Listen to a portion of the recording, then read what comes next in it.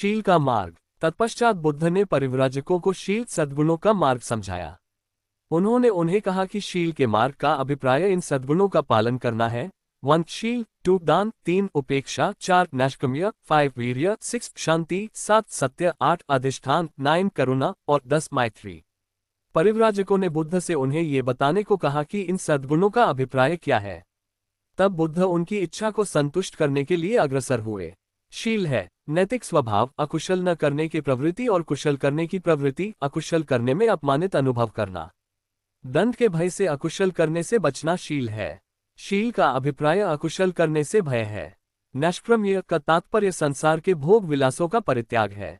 दान का अभिप्राय बदले में बिना कुछ पाने की आशा रखते हुए दूसरों के भले के लिए अपनी संपत्ति, खून और शरीर के अंग और यहाँ तक कि अपने प्राणों तक को दे देना है। वीर्य सम्यक प्रयास है।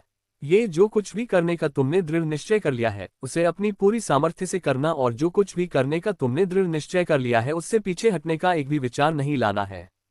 शांति सहिष्णुता होता है। घृणा का उत्तर घृणा से न देना ही इसका सार है, क्योंकि घृणा के द्वारा घृणा शांत नहीं होती है। ये केवल सहिष्णुता द्वारा ही शांत हो सकती है। सत्य सत्य का तात्पर्य झूठ न बोलना है। व्यक्ति को कभी झूठ नहीं बोलना चाहिए। उसका कथन सदैव सत्य और सत्य के सिवा कुछ और नहीं होना चाहिए। अधिष्ठान अपने लक्ष्य तक पहुंचाने का दृढ़ संकल्प होता है। करुणा सभी मनुष्यों के प्रति दयाशीलता होती है। मैत्री सभी प्राणियों के प्रति, न केवल उसके प्रति जो एक मित्र है बल्कि उसके प्रति भी जो एक शत्रु है, अर्थात न केवल मनुष्यों के प्रति बल्कि सभी सजीव प्राणियों के प्रति मैत्री भावना व सहानुभूति रखना है। उपेक्षा अनासक्ति की भावना होती है और यह उदासीनता से होती भिन्न है। ये चित्त की एक अवस्था है जहां न तो प्रिय है और न ही अप्रिय है। परिणाम से अप्रभावित रहना और फिर भी उसके प्रयास में संलग्न रहना। इन सद्गुणों का किसी भी व्यक्ति को अपने संपूर्ण सामर्थ्य से अभ्यास करना चाहिए। इसीलिए इन्हें पारमिता पराकाष्ठा की अवस्थाएं कहा जाता है। अपने धर्म का उपदेश देकर और उसकी व्याख्या करने के पश्चात बुद्ध ने परिव्राजकों से पूछा, क्या व्यक्तिगत पवित्रता संसार में भलाई का आधार नहीं है? और उन्होंने उत्तर दिया, जैसा आपने कहा यह ऐसा ही है। और बुद्ध ने आगे कहा, क्या व्यक्तिगत पवित्रता को द्वेष, रोग, अज्ञान, जीवन का विनाश, चोरी, व्यभिचार और असत्य से क्षति नहीं पहुंचती है? क्या व्यक्तिगत पवित्रता के लिए यह आवश्यक नहीं है कि चरित्र की पर्याप्त शक्ति अर्जित कर ली जाए जिससे कि इन बुराइयों को नियंत्रण में रखा जा सके? किस प्रकार एक व्यक्ति भलाई का साधन बन सकता है यदि उसमें व्यक्तिगत पवित्रता नहीं है? और उन्होंने उत्तर दिया, जैसा आपने कहा यह ऐसा ही है। क्यों व्यक्ति दूसरों को दास बनाना या उन पर शासन करना बुरा नहीं मानते हैं? क्योंकि व्यक्ति दूसरों के जीवन को दुखी बनाना बुरा नहीं मानते हैं।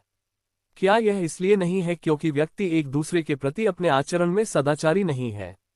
और उन्होंने हाँ कहा। तो क्या अष्टांग मार्ग, सम्यक दृष्टि, सम्यक संकल्प, सम्यक वाचा, सम्यक आजीविका, सम्यक कर्मांत, सम्यक व्यायाम, सम्यक स्मृति और सम्यक समाधि के मार्ग का, संक्षेप में सद्धर्म के मार्ग पर अनुसरण यदि प्रत्येक व्यक्ति द्वारा किया जाए तो सभी अन्याय और अमानवता का अंत कर देगा जो एक व्यक्ति दूसरे व्यक्ति के साथ करता है? और उन्होंने कहा हाँ।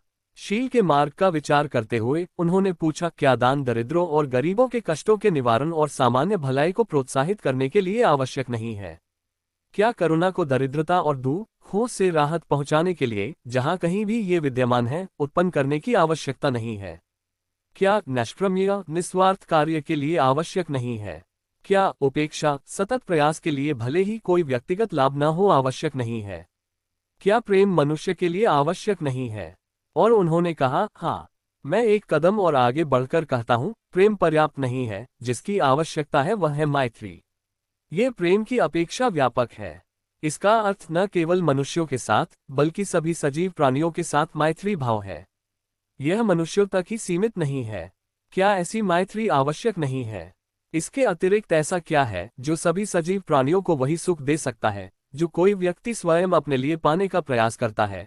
चित्त को पक्षपात रहित रखने के लिए, सभी के लिए खुला, सभी के प्रति स्नेह और किसी के भी प्रति घृणा से रहित। उन सभी ने कहा हाँ। इन सद्गुणों के आचरण के साथ किसी भी प्रकार से प्रज्ञा अर्थात निर्मल बुद्धि अवश्य जुड़ी रहनी चाहिए।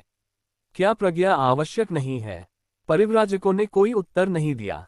उन्हें अपने प्रश्न का उत्तर देने के लिए बाध्य करने के लिए बुद्ध ने अपना कथन जारी रखा कि एक भले मनुष्य के गुण है, कोई बुरा कार्य न करे, ऐसा कुछ न सोचे जो बुरा है, अपना जीविकोपार्जन किसी बुरे तरीके से न करे और ऐसा कुछ न बोले जो बुरा है या जिससे किसी अन्य को कष्ट पहुंचे।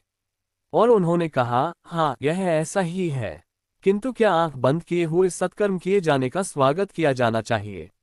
बुद्ध ने पूछा, मैं कहता हूँ नहीं, ये पर्याप्त नहीं है। बुद्ध ने परिव्राजकों से कहा, यदि यह पर्याप्त होता तो एक छोटे बच्चे के लिए घोषित किया जा सकता कि वह सदैव भलाई कर रहा है। क्यों अभी तक बच्चा यह नहीं जानता कि एक शरीर का अर्थ क्या है, वह अपने शरीर के द्वारा लात चलाने से अधिक क्या बुरा कार्य कर सकता है, वह नहीं जानता कि वाणी क्या है, वे रोने से अधिक क्या बुरी बात कह सकता है, वह नहीं जानता है कि विचार क्या है, प्रसन्नता के साथ रोने से अधिक वह नहीं जानता कि जीविकोपार्जन क्या है, वह अपनी माँ का दूध पीने से अधिक एक बुरे तरीके से अपनी जीविका क्या कमा सकता है। अतः शील के मार्ग का अवश्य ही प्रज्ञा के द्वारा परीक्षण किया जाना चाहिए, जो विवेक और बुद्धि का दूसरा नाम है। एक और भी कारण है कि क्यों प्रज्ञा पारमिता इतनी महत्वपूर्ण और इतनी आवश्यक है। दान अवश्य होना चाहिए, किंतु प्रज्ञा के बिना दान का उत्साहभंग करने वाला प्रभाव हो सकता है। करुणा अवश्य होनी चाहिए, किंतु प्रज्ञा के बिना करुणा का अंत बुराई के समर्थन में हो सकता है। पारमिता के प्रत्येक कार्य प्रज्ञा पारमिता, जो विवेक का दूसरा नाम है, की कसौटी पर खरे उतरने चाहिए। मैं आधार वाक्य के रूप में कहता हूं कि ज्ञान और चेतना अवश्य होनी चाहिए कि अकुशल कर्म क्या है, ये कैसे उत्पन्न होता है। इसी प्रकार ज्ञान और चेतना भी अवश्य होनी चाहिए कि कुशल कर्म और अकुशल कर्म क्या है। ऐसे ज्ञान के बिना यथार्थ भलाई नहीं हो सकती, भले ही कर्म अच्छे रहे हों।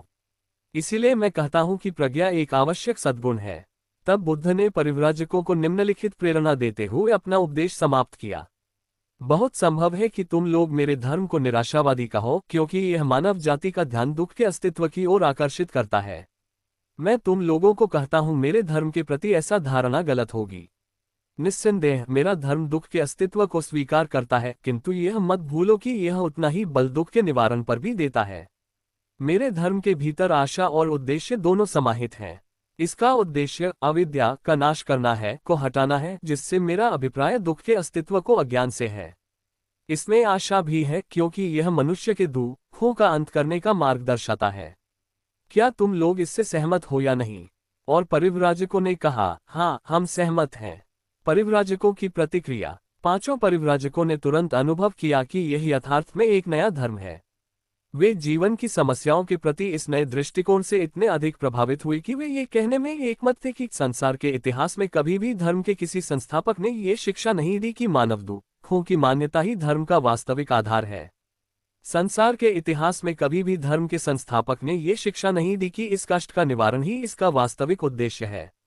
संसार के इतिहास में कभी भी मुक्ति का एक ऐसा मार्ग नहीं सुझाया गया जो अपनी प्रकृति में इतना सरल हो, जो अलौकिक और अति मानवीय शक्तियों से इतना मुक्त हो, जो आत्मा में विश्वास से, ईश्वर में विश्वास से और मृत्यु के पश्चात जीवन में विश्वास से इतनी स्वतंत्रता और यहाँ तक कि इतना प्रतिकूल हो।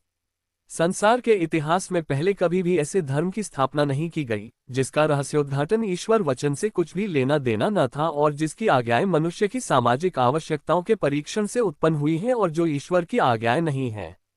संसार के इतिहास में कभी भी मुक्ति को सुख के वरदान के रूप में नहीं समझा गया है, जिसे मनुष्य द्वारा इस जीवन में और इसी पृथ्वी पर स्वयं अपने प्रयासों द्वारा उत्पन्न सद्गुणों से प्राप्त किया जा सकता है। ये वे भावनाएं थी जिन्हें परिव्राजकों ने अपने नए धर्म पर बुद्ध के उपदेश सुनने के बाद व्यक्त किया था। उन्होंने अनुभव किया कि बुद्ध में उन्होंने ऐसे सुधारक को पा लिया था जो सबसे गंभीर नैतिक उद्देश्य से परिपूर्ण और अपने समय की सभी बौद्धिक संस्कृतियों में प्रशिक्षित था, जिसमें मौलिकता और विरोधी विचारों के ज्ञान के साथ जानबूझकर एक ऐसी मुक्ति के सिद्धांत को सुझाने का साहस था जिसे इसी जीवन में मनोसाधना और मन का संयम के अभ्यास द्वारा प्राप्त अंतर्मुखी हृदय के परिवर्तन द्वारा पाया जा सकता है।